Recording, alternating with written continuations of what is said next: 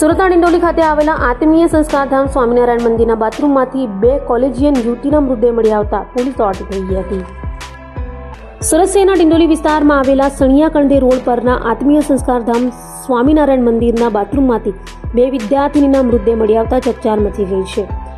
Udhna citizen કોલેજમાં અભ્યાસ કરતી 18 વર્ષીય રોશની સરસી સાત અને 20 વર્ષીય જોશના અતુલ ચૌધરી સવારે કોલેજ જવા નીકળ્યા બાદ પરત ન ફરતા પરિવારજનો તેમની શોધખોળ કરી રહ્યા હતા, પરંતુ લાંબા સમય સુધી ફોન ન ઉપાડ્યા બાદ અંતે શંકાસ્પદ હાલતમાં તેમની લાશ મંદિર પરિસરમાંથી મળી આવી હતી.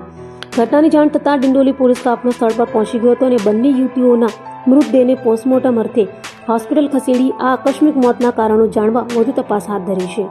તો બનાવને લઈ ડિંડોલીના પીએ આરજે ચોડાસમાએ જણાવ્યું કે અમને ઘટનાની જાણકારી મળતા અમે તાત્કાલિક ઘટના સ્થળે પહોંચ્યા હતા. મંદિરના તમામ સીસીટીવી ફૂટેજ ચેક કરવામાં આવ્યા છે. લગભગ 7:15 વાગ્યાના અરસામાં બંને યુવતીઓ મંદિરમાં પ્રવેશ કરે છે અને 7:30 વાગ્યે તેઓ બાથરૂમ તરફ જાય છે.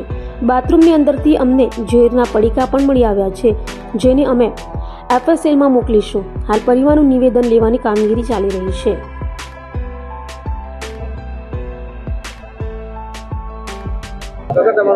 સુભાષભાઈ, ઘટનામાં એવી છે કે ઘટનામાં અમને કઈ ખબર નહીં હતું, પણ એ 2 છોકરી સવારે 7 વાગે કોલેજનું કહીને નીકળેલી. હવે કોલેજનું કહીને નીકળેલી તો કોલેજ ગયેલી, તો એનો રિટર્ન આવવાનો ટાઈમ છે 12:30 વાગે આવતોનો. પણ ત્યાં સુધી કઈ આવી નહીં આવી, તો પછી અમે ફોન કર્યા તો ફોન રિસીવ કર્યા નહીં.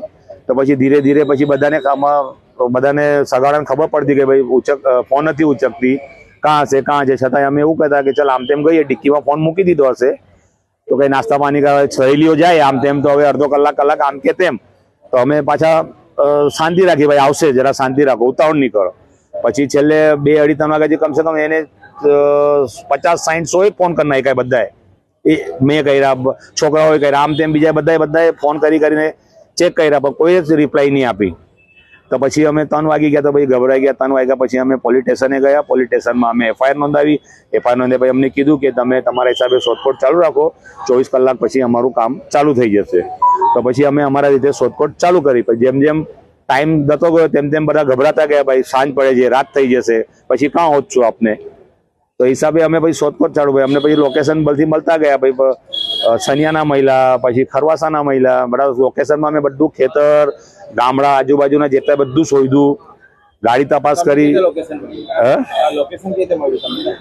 યાર દોસ્તારો બધા એક દુસરાને કહીને, કોઈ પોલીસ સ્ટેશન થી ફોન આવ્યો કે આ લોકેશન બદલાવે છે.